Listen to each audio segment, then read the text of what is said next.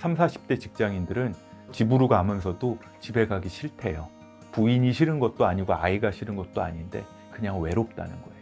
인생이라는 게 살아가면서 혼자 있는 시간이 있어야 되는데 그걸 외로움으로 느끼는 순간 담배 15카피 피는 것처럼 내 몸에 안 좋은 영향을 미쳐요. 심장병, 암, 비만, 건망증 이런 게 생기죠.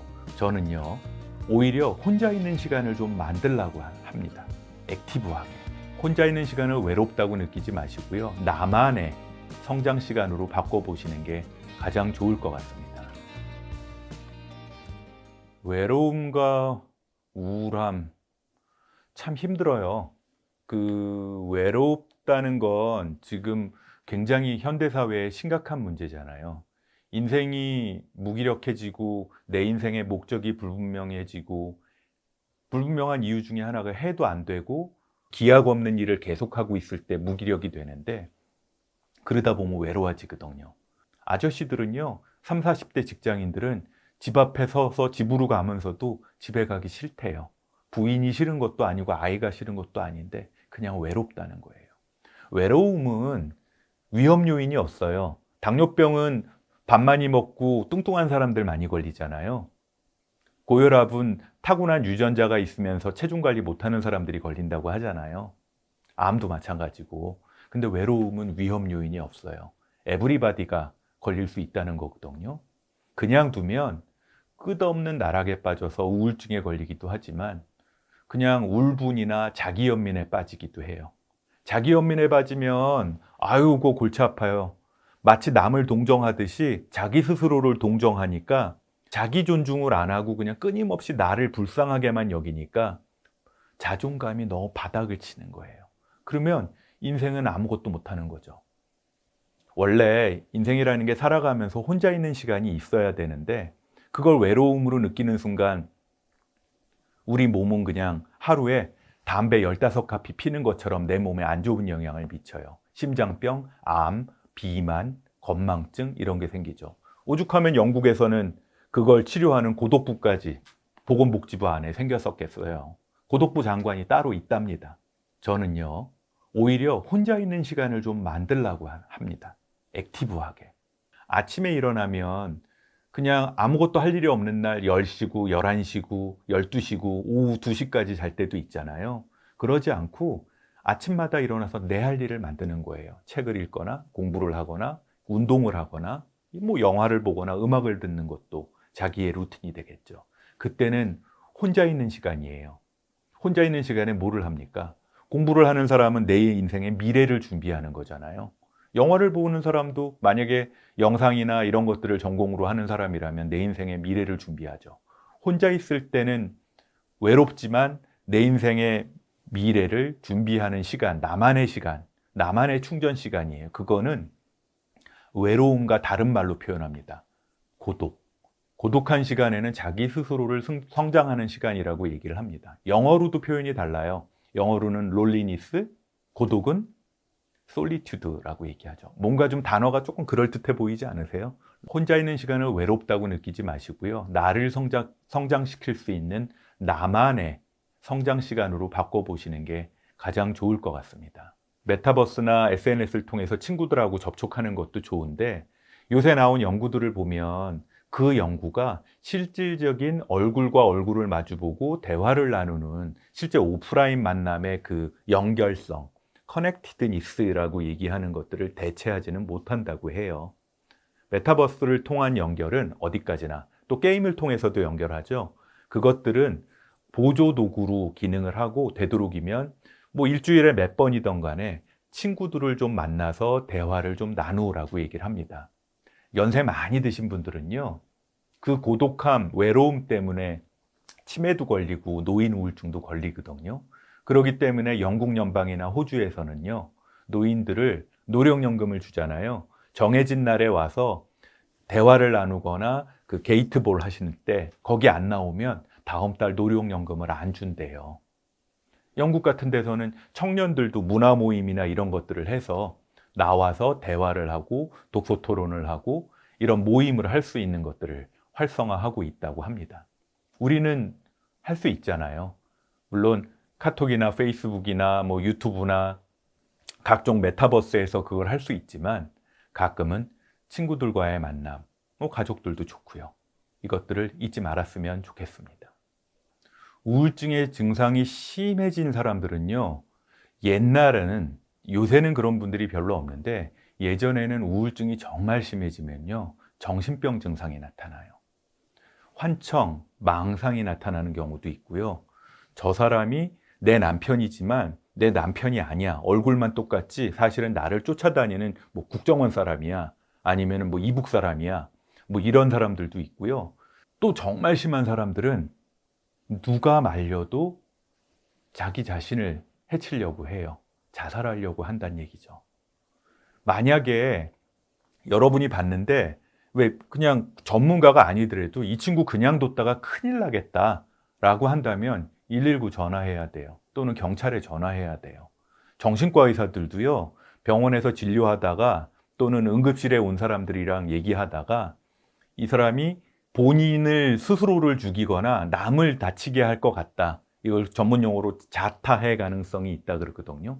이럴 때는 초응급이에요. 강제로라도 입원을 시킵니다.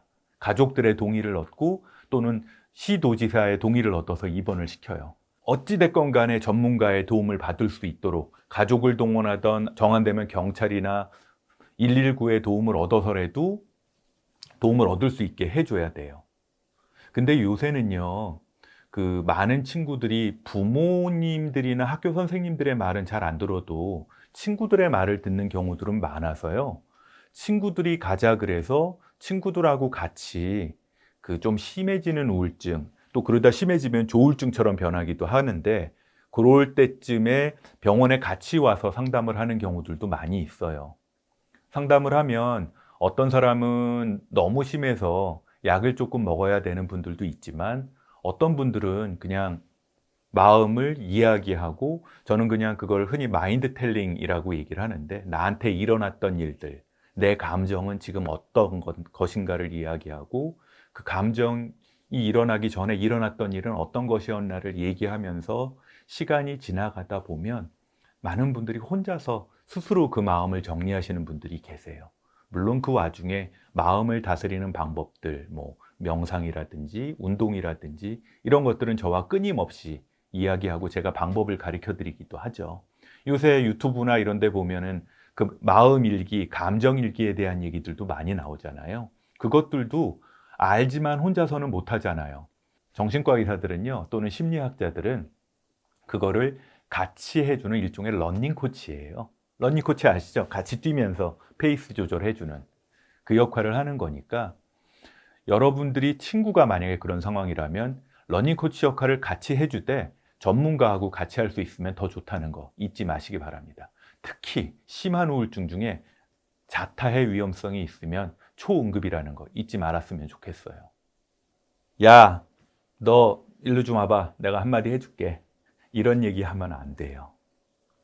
가장 좋은 건 우울증에 겪는 사람들은 전두엽이 마비돼 있거나 전두엽의 기능이 원활치 않아서 내 감정 및 위에서 올라오는 그 뜨거운 감정, 우울한 감정, 서글픈 감정, 심하면 자기 연민에까지 빠진 그 감정 상태에서 벗어나지 못하고 있는 분들이거든요.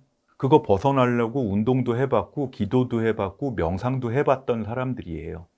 그런 사람들한테 나는 우울하지 않다고 그냥 너 일로 와봐 내가 얘기해 줄게, 그런 얘기는 전혀 통하지가 않아요. 이런 분들에게는요, 섣부른 조언은 하시면 안 돼요.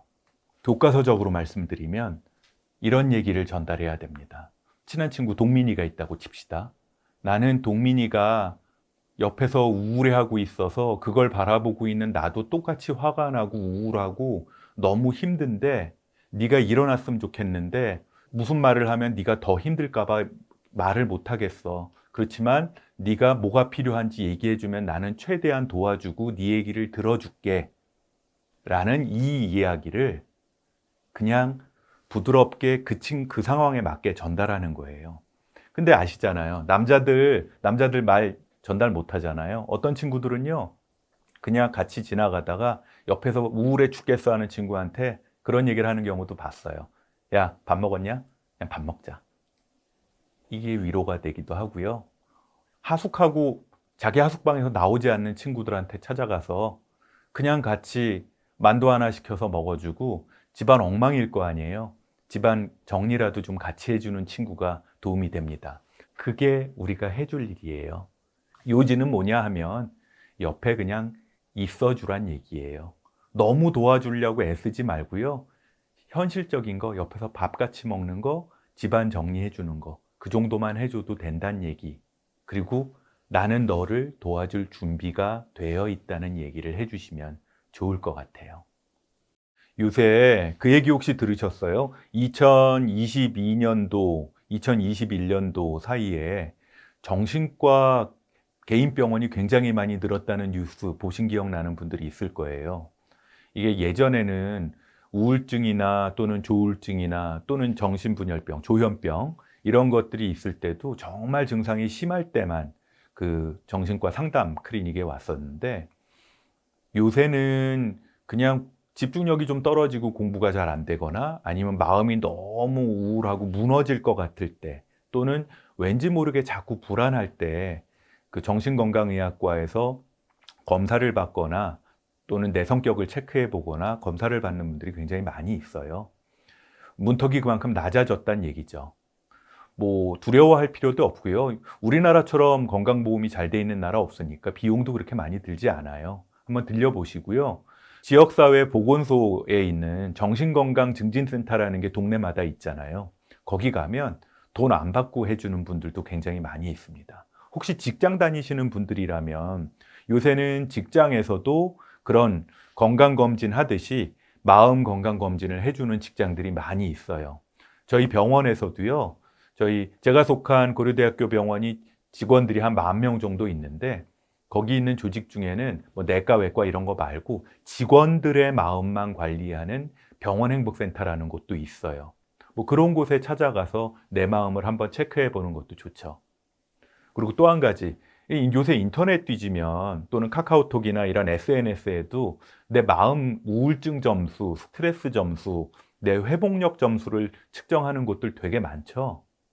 그것들을 한번 해보시고 만약에 반복해서 했는데도 그게 좀 높은 점수가 안 나온다. 그리고 마지막에 리포트가 틀 거예요. 가급적이면 전문가 상담을 좀 한번 해보라는 그런 얘기가 나오는 분들이라면 뭐 걱정하지 마시고 뭐 동네에 있는 정신건강증진센터나 아니면 가까이 있는 요새 동네마다 정신건강 그 상담할 수 있는 병원이나 상담소가 있으니까 거기 가서 한번 상담을 해보고 내 건강 체크를 해보는 게 어떨까 하는 생각이 듭니다.